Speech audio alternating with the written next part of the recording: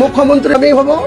আমাকে যখন মানুষ ভরসা করে ভোট দিবে, 100 আসন দেবে, আমার পিছনে যারা থাকবে তাকে আমি মুখ্যমন্ত্রী ছাড়বো। বিহারের নীতিশ কুমার কম আসন পেয়েও বিজেপি কিন্তু নীতিশ কুমারকে মুখ্যমন্ত্রী মেনে নিয়েছে।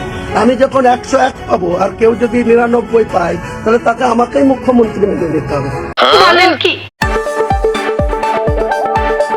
বাম কংগ্রেস আইএসএফকে জোট বার্তা দিয়েছিলেন হুমায়ুন।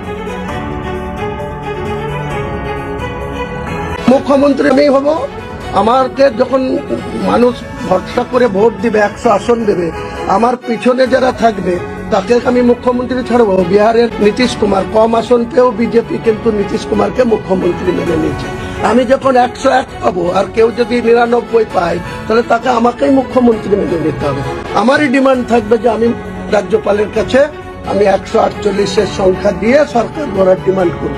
বিজেপি আমাকে সমর্থন দিলে নেব, আমি সরকার গড়ার ক্ষেত্রে বিজেপি সমর্থন দিলে নেব।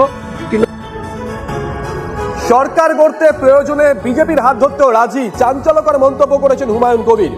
মুখ্যমন্ত্রী হওয়ার জন্য প্রয়োজনে বিজেপির সমর্থন নেবেন জানিয়ে দিলেন জেইউপি প্রধান তন্ময় ঘোষ। তৃণমূল কংগ্রেস মুখপাত্র এই মুহূর্তে আমাদের সঙ্গে রয়েছেন। তন্ময় বাবু, আমি জানি না আপনি শুনেছেন কিনা, স্পষ্ট করে দিয়েছেন মুখ্যমন্ত্রী হওয়ার প্রয়োজন পড়লে যদি কোনো রকম ইকুয়েশনে কিছু এদিক ওদিক হয়, তাহলে দরকারে তিনি বিজেপির হাত ধরতেও রাজি আছেন। উদাহরণ খাড়া করেছেন বিহারের মুখ্যমন্ত্রী নীতিশ কুমার। এখানে দুটো বিষয়, এক হচ্ছে উনি নিজেকে মানে চারা গাছ থেকে হঠাৎ করে মনিরও ভাবতে শুরু করেছেন। এক অলিক স্বপ্ন উনি দেখতেই পারেন।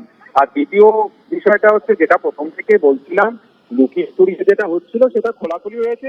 উনি বিজেপির হয়ে ভাড়া খাচ্ছেন, এটা তো প্রমাণিত। সেটাই আবার নিজে মুখে স্বীকার করেছেন। এবার বাংলার মানুষ বুঝতে পারলো আর কোথাও কোনো কনফিউশন নেই যে বিজেপি হুমায়ুন কবিরকে নামিয়েছে খুব ভাবছে। ধন্যবাদ।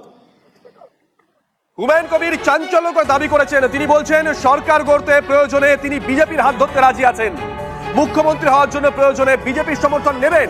একেবারে ক্যামেরার সামনে স্পষ্ট জানিয়ে দিয়েছেন হুমায়ুন কবির। আরো একবার শোনাবো কি বলেছেন।